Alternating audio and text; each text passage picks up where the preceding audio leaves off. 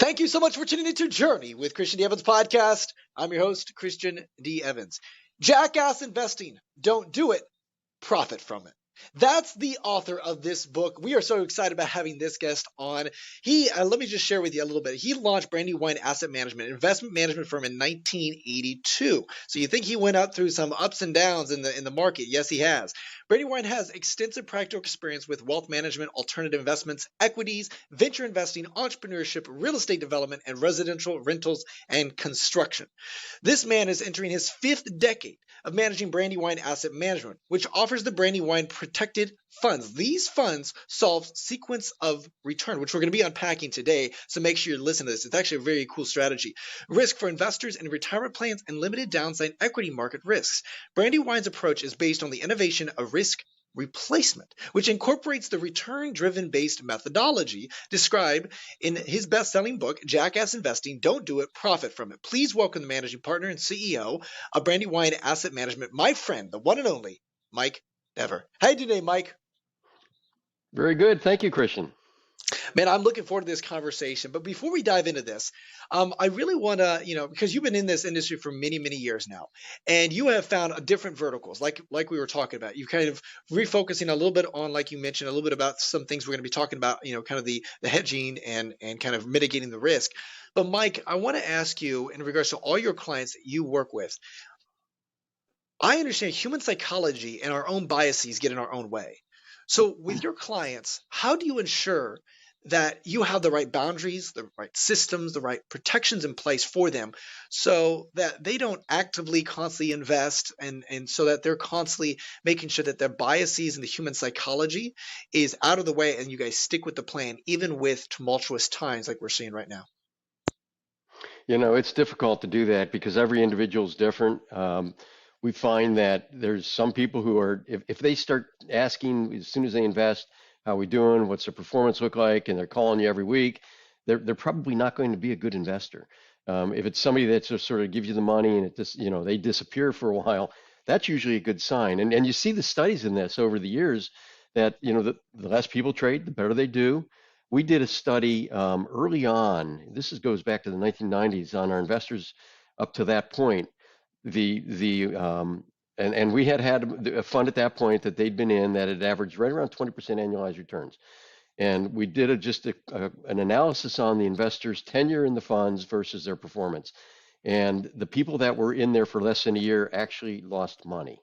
So this is something that compounded at 20% annually over a decade. And people that were in there for 1 year lost money because they got in, they hit a bad spell, they got out. It took until about 3 years before people were starting to hit the average return of the fund. And that's because they tend to pull out when it's down. And that's just the emotion that's there. You can't change that. I don't see that. It's very difficult. Some people are just going to do that, and some people are going to stay in for the longer haul. Yeah, and that's kind of what I was asking is like because we understand, there's been a lot of research. Those that are just more like passive, where they don't actively, buy and sell and buy and sell, those that are more passive, they tend to outperform those that are more, buying and selling kind of approach. And Mike, I want to kind of dive right into a little bit of your methodology. You guys talk about, protected funds. These funds solve sequence of return. Help us understand, and my audience understand that verbiage and how you guys came across this kind of approach. Sequence and return risk is something that really comes out of the retirement industry and the jargon that they use, essentially meaning that if you're retiring, say this year, it's going to be what you have to invest and what you have to spend is dependent on the sequence of the returns that you're going to get over the next 10 years. If we have a spell like we had in the 2000s, where the market sells off dramatically and you're withdrawing money the whole time, you're being penalized for that. Whereas if you're not taking money out, if you're in the younger accumulation phase, those periods can be really good for you because you're accumulating assets at a lower value and a lower price. So maybe you're taking your money out, they're substantially higher. So the sequence of the returns that you earn in your portfolio significantly impact the amount of money you have either to live on in retirement or to invest. to continue to invest with. The problem you have with most risk investments like the stock market is that you're going to have significant periods of loss. And something like the 2000s, for example, or like we just had over the last year, where people might lose 50% or 30% of their money. What we're trying to do is create products that smooth those returns. So those risks aren't as great, so they're not as significant if you are in a position where you're needing to take money out of your portfolio in retirement, or you're near the end stage of saving for retirement, where you can't really stomach a huge loss. Typically, people have addressed that by moving money out of riskier assets into what they consider to be less risky. Bonds, for example, which we know aren't necessarily less risky. What we try to do is protect the downside through option strategies, so that you end up smoothing returns. How does that work exactly? What does that vehicle look like to ensure that? Because, like you mentioned, I think a lot of our audience they get that, conceptually, but they want to say, okay, what does that vehicle look like to ensure that, okay, long term, when you're, whether you're getting to retirement, whether you just want to obviously anticipate that maybe 10 or 15 years down the road and allocate your resources accordingly. What does that look like, Mike? Yeah. So what we have is we developed this concept, this innovation of risk replacement. And what that means is that we have three constituents to the funds. The underlying beta exposure could be the S&P 500, it could be EFA index, any exposure that people might just buy an ETF and own that. But then we protect that by buying put options that are generally near the money, moderately dated, 6 months, a year out, that if the market starts to fall, they'll protect the downside. There's a cost to that. So what we do then is we layer in what we refer to as our return driver diversifier. That's an internal portfolio that trades a broadly diversified group of markets and strategies that is intended and structured to pay for the cost of that put protection over time. So now if you've got the put protection being paid for, then the underlying beta is free to run up and down with that protection, but you're not impairing the overall upside performance. And the net result then from that is if you're able to take a downside from 30% loss to a 20% loss, for example, now when you're recovering, the same recovery return will generate new high profits, for example, if you're up 50%, 40%, rather than just getting you back to even. And so the whole concept is that you've replaced the risk of owning that underlying beta by offsetting it with the put options and replacing it with this other return driver diversifier portfolio, which is more broadly diversified and of lower risk than the underlying beta. It's risk replacement. So with that being said, you mentioned a few things here. I want to kind of reiterate. I would imagine there are certain criteria that you guys make sure you follow to ensure that that put option is somewhat tolerating that position. And what I mean by that is you guys say 6 to 12 months. You're not pushing that out to like 24 months. And then what other things are you looking at and say, hey, if this goes up, 2 or 3 points, whatever that looks like, then that's where you say, okay, we're going to go ahead and readjust this or readjust our positioning. Explain that a little bit further. Yeah, so we had been much more dynamic over the last couple of years as far as trying to adjust that position, that protective position, the put options that are in the portfolio, and vary the position from what we had as like a delta position where it's more at the money puts to what we call our gamma position, which is further out of the money puts that may expire worthless, but at times, if you get a 50% drop in the market, for example, might contribute 2-3 times to the portfolio because you have a bigger position on because you bought them farther on the money at a lower cost. What we're doing today is just much more simplified in that regards. We're just really looking at purely protecting the downside, and now we're protecting the downside by about a 50% coverage. So if the market's down 30, you're maybe down 15 or 20. And it's a very structured, fairly static position where we'll be buying quarterly expirations of put options and carrying those into expirations and just rolling them. So we're not trying to get clever on the protection side. We're just trying to be good. Just something that we know if the market drops 30%, we'll save it from 15 or 10 to 15% of that loss when that happens. We're not trying to make all the money on the put protection. We're just trying to smooth the returns so that over time you're recovering from higher levels and you can, because of that, compound at a higher rate over time. So this is interesting. Let's dive into this a little bit further. I've talked to some wealth managers where when they are dropping, they almost like to harness those losses, and that's for offsetting taxes, etc. But basically, what you're saying is that, hey, let's ride all the way down, but also let's have this other tool, this other vehicle that can obviously offset that instead of going down 100%. Now you're only going down 50% or whatever that may, in your circumstance, going down 30%, it's only going down to 15, and we'll be able to bounce back up, and we don't have to harness that loss because now we've obviously leveraging this other vehicle that can harness that loss. Is that correct? Yeah. So the return driver diversifier is intended to pay for the cost of put protection, and in a way, the losses get harvested because we're on quarterly expirations. We'll have those going out a year. So there are periods where the market drops that 30%, and the option expires in the money, so we've harvested it.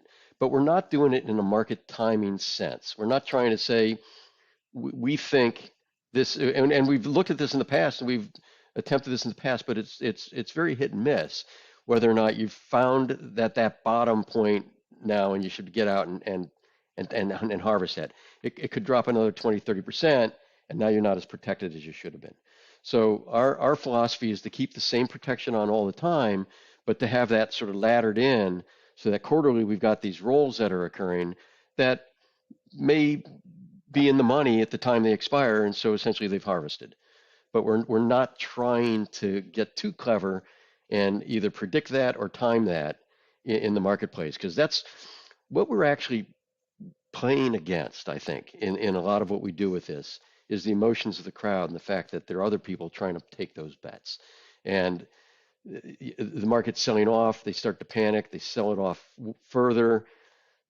Maybe they take profits there or they don't, but what we talked about early on in this conversation is that behavior tends to be wrong, and we try to play against that behavior. I have a chapter in my book, and I show in there the Dalbar studies that show that investors underperform the very funds into which they invest by as much as 5% per year. Very consistent behavior. This goes back decades, and it just stays the same decade after decade after decade. People will mistime the market. We don't want to be one of them. We want to be capturing that return that they're providing to us, essentially. So let me ask you this. Let's take a kind of a case study or a situation. So because the reason why I love this kind of approach is because it's a very defensible model, right? Definitely in this tumultuous times where people are seeing there some individuals, some of our audience members are sitting in cash and they're waiting for those opportunities, right? They understand, hey, when there's blood in the streets, that kind of concept, we're going to go ahead and take advantage. However, though, let's say 12 months, ABC company that was trading at $20. Now it's trading at $10. However, though, the market still may go down. It may go down to $5. Well, they buy it at $10. Well, they now all of a sudden, do they just embrace the loss of $5? Because now all of a sudden they buy 10,000 shares or whatever at $10, and all of a sudden that price goes all the way now to $5. That's a heavy loss. But you also understand you're playing the long game, 12, 24, maybe 36 months down the road. It may jump back up to 25, 26. So what you're saying in that term, that time frame, you're going to buy some put options to be able to say, hey, you know what? At this circumstance, at this number, where it's not going to go all the way down to 5 in this circumstance, but percentage wise, because now all of a sudden you got other vehicles that are able to mitigate that. I just want to make sure I'm understanding that process. And so that is what's happening. Okay. Yeah. Yeah, correct. So, but with us, we're not looking at the individual equities. We're looking at the indexes. So we've got 10 funds we've launched for 401k pension plans, qualified plans right now. They're set up as collective investment trusts, and that gives you large cap value, large cap growth, large cap blend, small cap, mids. We've got some fixed income, international, so people can kind of create a diversified portfolio, but using these protected products. And the idea is that if the market's dropping, from 10 to 5 or whatever you're using the example there, is that the put options that are in there are protecting that downside. And if it's happening over the course of the year, and we've got quarterly expirations of this protection that's in there, some of that protection's rolling off in the money, and we're collecting the profit on that, which is lowering the loss on this portfolio. The whole idea is to get away from any kind of market timing and saying, hey, it dropped from 10 to 5. Should I get out now? Should I buy more? I mean, it's really a coin toss in a lot of cases. We're just sitting there saying, no, we just maintain that position and we keep rolling our protection. And so if it drops from 5 to 2.5, well, we had the same type of protection had when it went from 10 to 5. If it goes from 5 to 10, we've got the same protection on there that was on there when it was at 10 and maybe would have gone to 15 or 20, but it didn't. So we're not trying to be clever with it. The difference is we have that protection in there. It's rolling every quarter, and it's the cost of that is being paid for by the return driver diversifier over time. So if you end up with no cost protection over time, and you're lowering your losses, what you've done is you've increased the slope of your returns because you're smoothing the returns and recovering from higher levels. That's the simple statistics behind it.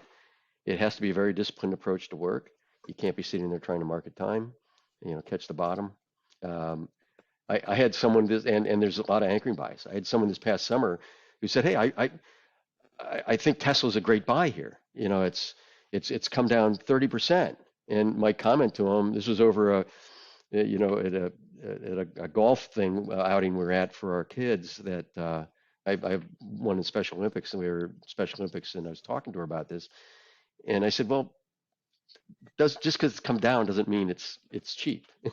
You still got Tesla valued at the next 10 auto companies combined. So think of it like that. It could drop another 50% and still not be cheap. And she just had a hard time grasping that, because that seemed like a great place to buy it. What we're saying is don't even think like that. Don't even worry about that. Just put your money in the indexes, like has been preached, buy and hold, but protect it. And that's why we refer to these products actually as a smarter way to buy and hold. Well, this is a very, very powerful solution. I really appreciate because, like you mentioned, nobody can anticipate when the bottom is.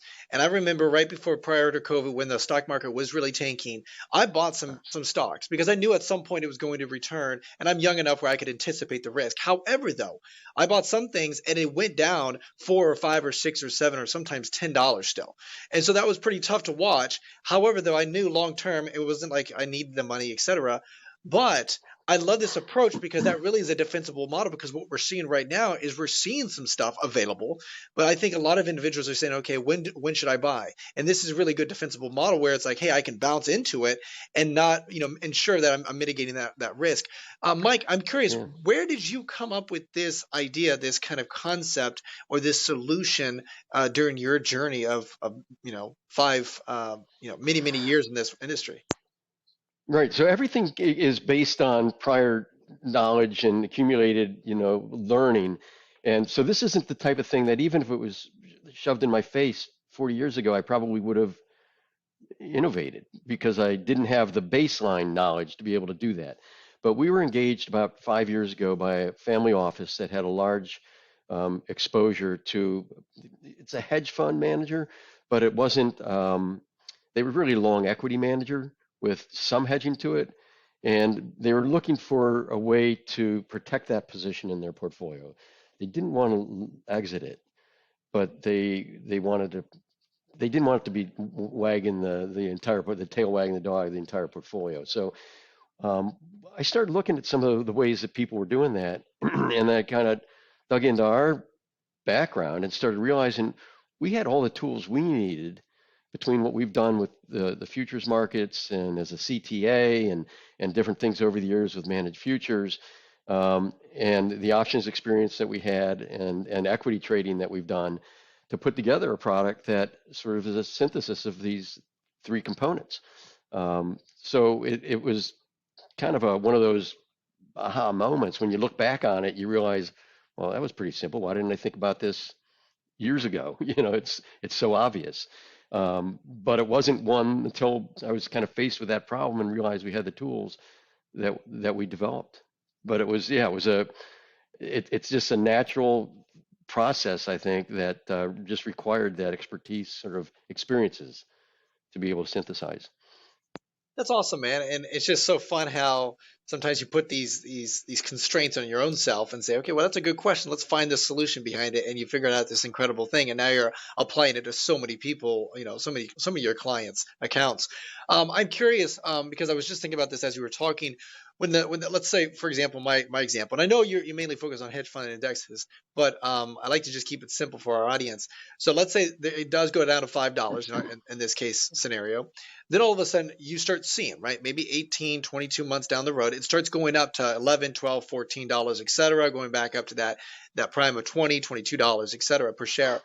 In your put, do you have some sort of, stop loss, if you will? It says, hey, once it reaches this, we're going to go ahead and turn that off. What does that look like? Yep, we don't. So once again, we don't want to try to be too clever. We try to keep it as simple as possible, and we realize that there's going to be puts that are going to be expiring worthless in a bull market. And if we have 50% protection in the portfolio, those puts are going to be costing us, say, 3 to 4% even per year. That's where the return driver diversifier comes in. That's structured to return over time that 3 to 4% per year. So it's intended to pay for the cost of that put in those bull markets. It won't happen every year. There'll be years where we lag because the puts expire worthless and we actually lose money on the return driver diversifier. But on average, over time, if we're able to match the cost of the puts by earnings in the return driver diversifier, we'll earn the underlying beta index, S&P 500, EFA, whatever that is, during a bull market.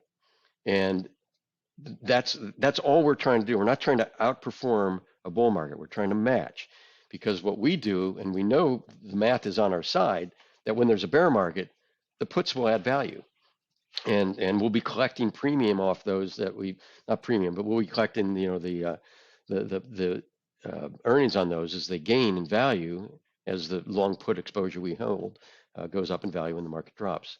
So if we can do that, and we can keep a bull market performance matched, but then recover from something that's down 10 or 15% instead of 25 or 30, you end up earning greater returns over time. So it's somewhat counterintuitive that reduced risk equals increased returns, but that's the math on it. That's how it works.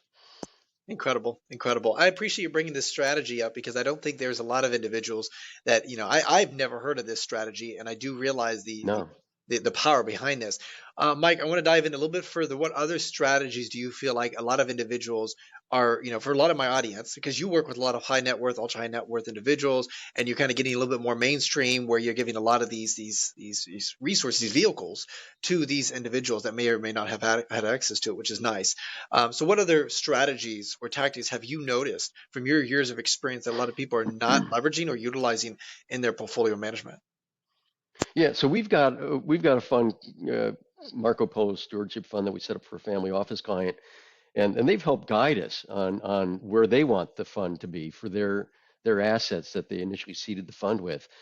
And it's very diverse. If you look at it, the fund is designed to be sort of have core holdings for preservation of capital with some convexity kind of optionality trades that might make up a fifth or a quarter of the portfolio.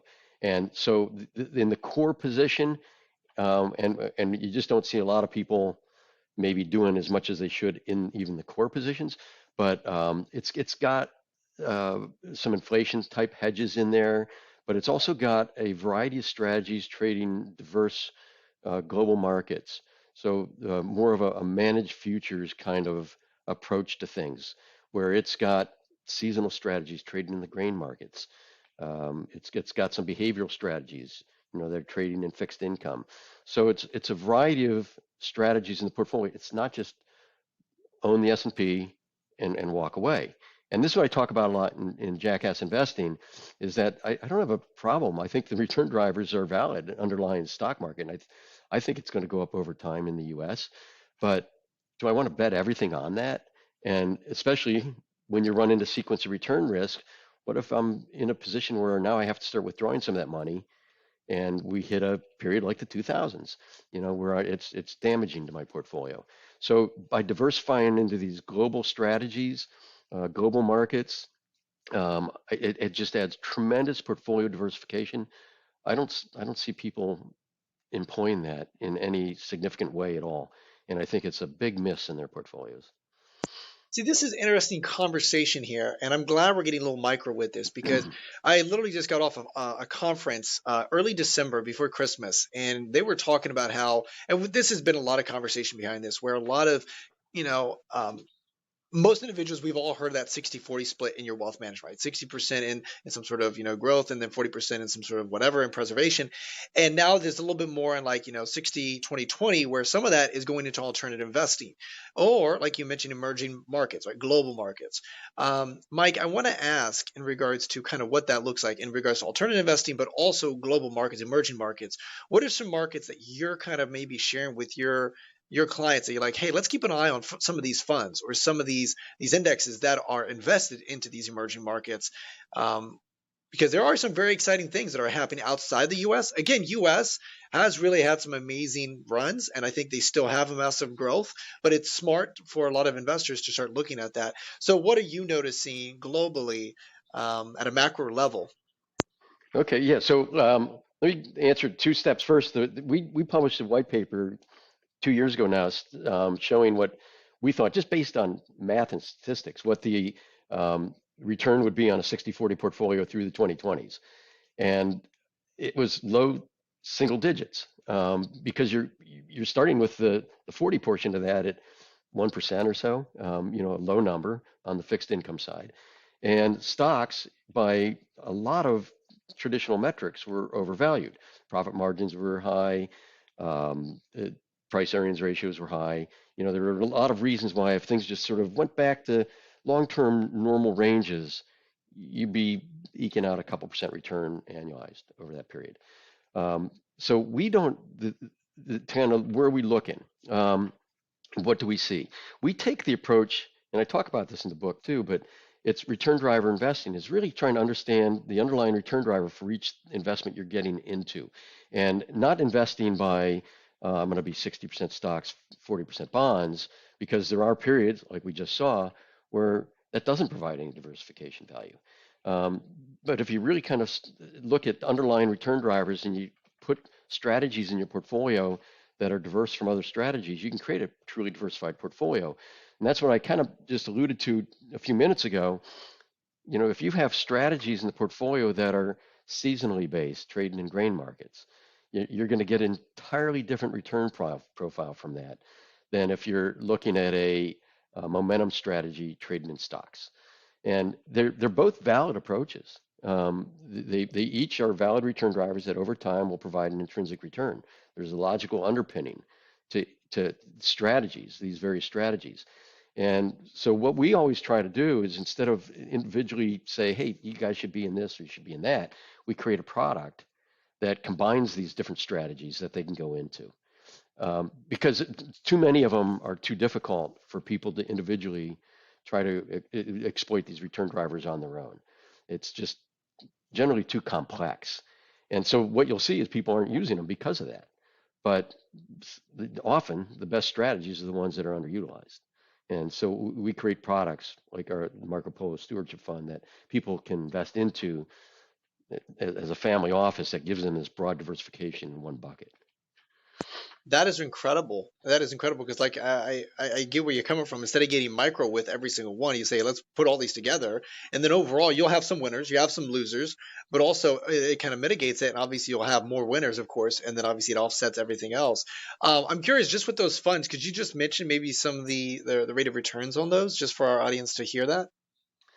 We're really not allowed to do that Okay, here, no but worries, no worries. I can tell you, yeah, what we're targeting on those are, above a diversified, in that fund, for example, above what a traditionally diversified portfolio would be, but with less risk. And again, it's just the statistics on it are, if you're more broadly diversified, you reduce the risk, and that allows you to increase slope over time. That makes perfect sense. Awesome, awesome. I want to ask a little bit further, and I appreciate you saying that. So, for those that want to learn a little bit more in regards to kind of the funds approach, I'm just going to put down brandywine.com. That is his website, so you guys can learn a little bit more. Can reach out to his team, etc. So, I want to make sure I put that in there real quick. I want to loop in a little bit further, Mike, excuse me, where we're talking a little bit about the alternative investing and specifically kind of making sure that these high net worth, ultra high net worth, as well as Main Street, we're able to offset it with. You mentioned something, preservation versus growth. Okay. And I want to talk a little bit about this because we're seeing, and I've talked to a lot of my friends where it's, you got the interest rates, you got taxation, you've got a lot of these things that are really eating up your money. So you got to now focus a little bit now, not on just preservation, but you got to have some growth strategies. Do you recommend, and like you were talking a little bit about, where you've taken like a fifth, like the 60-40 split, now it's 60-20-20. Do you maybe even take a fifth of that and say, hey, I'm going to get really aggressive and maybe go in the VC world and say, hey, maybe there's billion-dollar valuations, et cetera. Like, what are certain growth strategies that you highly recommend? We were talking about defensible models, which is awesome, but certain things to be a little bit more aggressive during this time and saying, hey, you know what, these are vehicles that could really produce incredible returns.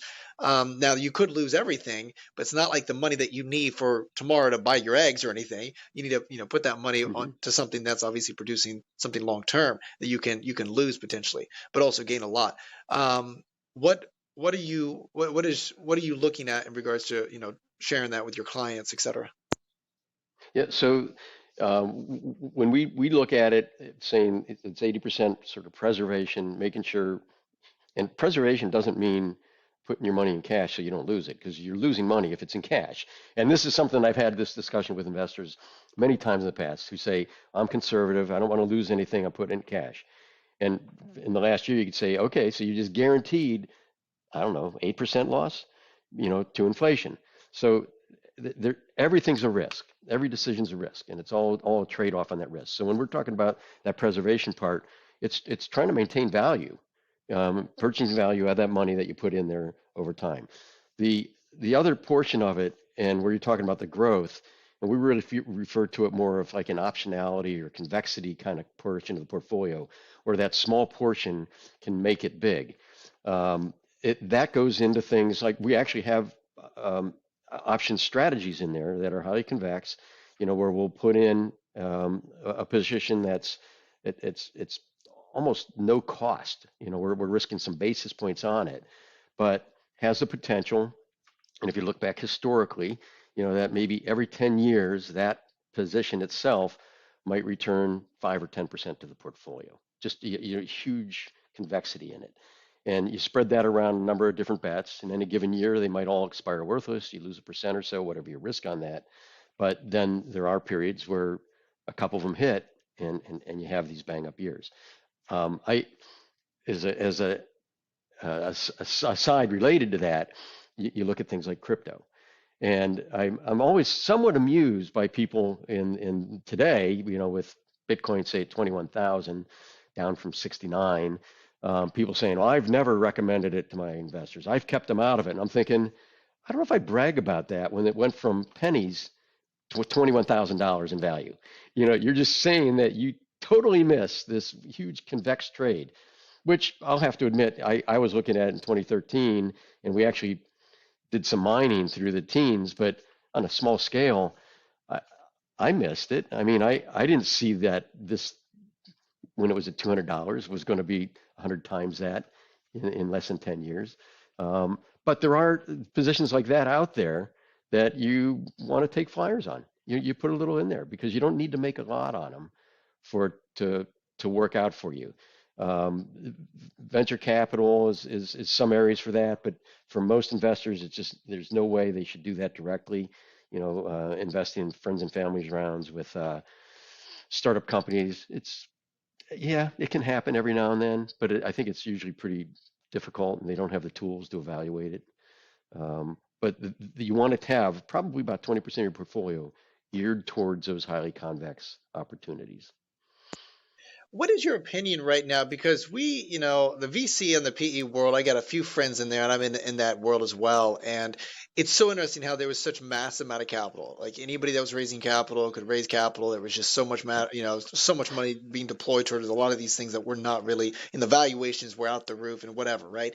Now things have cooled down, which is good. What are you seeing in regards to that? I know you just mentioned a little bit of the VC world where you just have that right mindset. Again, knowing the metrics, 80% of them won't actually produce anything. Portion of them will get to $1 billion valuation, the unicorn, and that will offset everything else, right? It's that kind of spray or pray approach that kind of Peter Thiel talks about. But obviously, making sure that really, I guess just your perspective on kind of where that market's at right now. We are seeing it cool down. We do know private equity, alternative investing, out of all the alternative investing, places that outperforms all the other alternative investing kind of verticals, private equity specifically. But I just want to get your perspective on that. What are you seeing? Anything that you recommend with your clients? Making sure, hey, let's sit off the sideline for now. And let's let everything cool down, or like you mentioned, still, hey, let's go ahead and deploy some money, but just have the right mindset and just say, only a very small percentage, and like you said, portion of that money goes towards preservation. Well, there's always opportunities, and sometimes the best opportunities are in the worst environments. And I think opportunities still are there today, for sure. One of the issues that I do see is that so much money's gone in to these funds that is still to be deployed. So I don't think you're going to see a dramatic drop in valuations that people are paying, like maybe we have in some of the other, sell-off periods, just because there's still so much money that needs to be put to work, that's out there. And we're still seeing, I don't think on the smallest end, the startup end, we've had as big a drop as we had in some of the more sort of unicorn type companies that have come down in value. On the pure startup end, where somebody's trying to raise $1 million, a friends and family round or initial seed round, those haven't had maybe the same impact, but they're the true convexity plays. It's not going into a unicorn trying to make 50% or 60% when it does an IPO, that I would consider to be in that 20% bucket. It's truly the ones where you go into and spray and pray, that has worked for so many people in Silicon Valley over the last 20 years now, 25, 30 years now, easily. It's just very difficult for any individual to be able to get access or to understand the value in those different companies to be able to make those investments. It's not.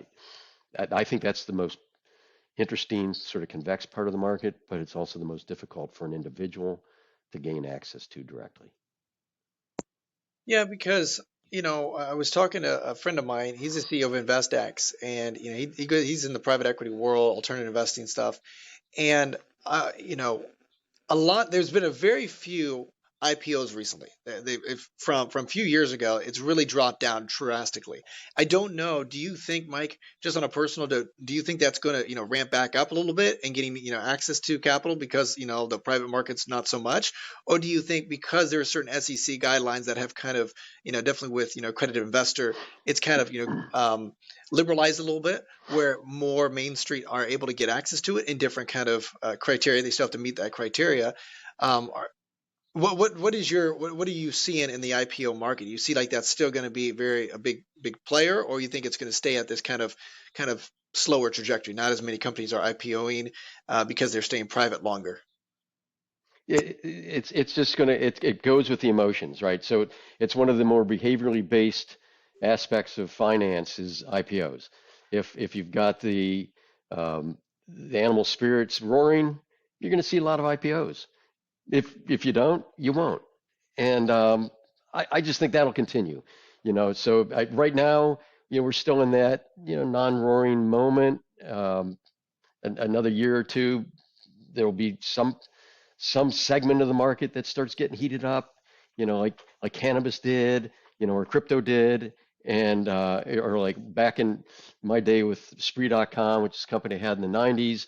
We did with all the internet companies, and you'll start seeing IPOs, just come roaring out because it makes financial sense for the companies to do that, and the founders and the VCs and whoever backed them. So I don't see that there's any sort of long-term trend one way or another that's going to stymie that. I think right now, yeah, we're in a bit of a doldrums because the market is.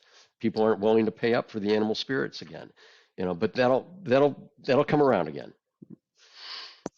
Mike, for you being in this industry for almost 5 decades, and you've been up and down through 2008, 2001, .com, and now obviously this circumstance, whatever that's going to lead us down to. Mike, I would love to get your response, and I would imagine during your journey there are certain hurdles, failures that you had experienced, but you learned from those. Then you were able to build the right boundaries, the systems, analyzing that experience to say, okay, hey, how am I going to do better at this? If you could, I'd love to maybe just share some situation that happened, but then not only how you responded to it, but like how you analyzed it. What patterns, what boundaries did you put in play to ensure that you would not fall back into that hurdle? Because like what you're saying right now, I can tell from your experience, what you share with our audience thus far, it's all from just your, 5 decades of experience in this industry. You know where it's going to Mhm. go. There's no emotion to it. I know where it's going to happen. I've been through this as well. But I'd love for you to just share that with a little bit of our audience. Yeah, so I wish I learned, like you say, oh, you have an experience and you learn from it. I can't tell you how many times I've repeated the same mistake, and I, I should be smarter than that. But and I realize it gets down to innate behavior and personality and things, and you need to protect against that. So from my standpoint, the one thing that I've learned repeatedly is develop a systematic process that you're going to follow, and as best you can, you stay with that. You don't let the day-to-day fluctuations or even year to year sort of change the mood of the market. What's hot. Change your overall structure that you're going to be following with your investing. And so right now, I mean, that's what's guiding what we're doing with these protected products. Is we started out with a pretty simple approach to it. Um, we started looking at ways to improve on that with more dynamic hedging, with dynamic harvesting approaches and things like that, that just haven't been productive. It really gets back to, what we have with these 10 products now, these 10 CITs, is a very pure, fairly straightforward approach that can be followed systematically. Um, Low complexities, not looking at adding degrees of freedom and timing the market to harvest it here, to, take better advantage because we think there's more protection needed now. All that complexity, adding degrees of freedom, reduces the predictability of your results and lowers your probability of having great returns over time. So really simplify, um, structure it as well as you possibly can to be sort of an automated process, and then just adhere to that. Do you, and I love this approach because, I'm a big believer in that and building the right boundaries and systems, even having accountability partners like yourself, right? Your certified financial planner, wealth manager, et cetera, that keeps that person, your clients accountable for that plan. Do you have contingencies? Like, when something like, if this happens, I look at this as the same thing with like a business, right? We always plan for the future, but it's like, hey, we also have to plan for the worst case. If this happens, if all of a sudden this goes up, if we lose this big client, how are we going to, what is our plan of action? So it's not like you're running on emotion and you're making emotional based decisions. It's very logically based and say, okay, well, if this happens, then we're going to go ahead and do this, and we're going to adjust this. I look at this and the reason why I'm saying this is in the VC or the PE world, where a lot of times when you start seeing something, it's that concept like we don't want to harness our loss. And so if we see a company like just, folding and going bankrupt or like not being able to actually produce, definitely in the VC world, you want to say, okay, I'm going to write another $1 million check. I'm going to write another 2 million because I want to keep this thing going because I believe in it. I believe in the service. I believe in the founder. But also you have to say, hey, you know what? I'm going to go ahead and just, you know, rip the bullet, umbilical cord. It hurts. It's painful, but I put a boundary in and say, I'm only going to invest X amount of time, energy, whatever it may be. So it's the same thing. Contingency plans for these investment strategies. So I just want to get your response on that, Mike. Yeah, so you can't plan for everything, you just don't know. But as you get more and more experience, you can plan for more and more contingencies. And so we have sort of plans for everything we think we know today. But we don't know what we don't know. And so obviously we can't plan for that specifically. But yeah, for the most part, it gets down to when we're looking at like at the individual strategy level of things that we're trading in a portfolio, is not, it doesn't get down to is it making money or losing money. It's is the return driver still valid? Because there'll be periods where you're employing a strategy and it just doesn't work. And it doesn't mean that it's not still valid. It just means that it's out of favor or whatever reason for that period of time. So that's the first thing that we want to do is we want to look at something that's not working and say, is the return driver still valid? And if it is, you just keep going with it. The other thing is in preparing for that is creating a balanced portfolio, so you're not dominated by any single return driver, any single action or event that could occur that could just destroy the portfolio. Um, in the end, though, if it's not working and you determine that the return driver is no longer valid, you just pull the plug. I mean, there's the best traders that I've ever seen are the ones that are able to just stop the burn, stop the loss, and move on from that. And that's really our whole philosophy. It's all about if you're protecting the downside, the upside definitely can and will take care of itself. So plan for as many contingencies as you can, but for the most part, just don't make those reactive decisions in the heat of the battle. They're almost always going to be wrong. Yeah, I appreciate you sharing that, Mike, because one of the things that I always share with my audience, and I've mentioned this before, when I was like 18, 19, I was, trading stocks, and I'm not the best at it, was not at all, but one of the things I knew about myself is like putting a rule into play where it's like if I lost 3 trades in a row or even 3 in that day, I would walk away and I'd be done for trading. And that was a rule that I really tried to stay disciplined with because I knew psychologically, like human behavior, I knew my psyche was not, I was, trying to get back, and I was trying to bet bigger, right? And that's what I would do, and I just knew my own limitations on that. So that's one of the reasons why I appreciate you sharing what you shared. And like you mentioned, I love the humility behind it. You can't plan for every contingency. There's 1,000 different, but really making sure that you do have some major plans and say, well, if this happens, cool, this is what we're going to be doing, this is how we're going to be adjusting, et cetera, et cetera. Mike, I really appreciate you being on here. For those that want to obviously learn a little bit more about this strategy, these methodologies that you guys use, really mitigating and building that defensible model, which you kind of mentioned a little bit today. For those that want to, have that conversation with you or your team, what's the best way to reach out to you?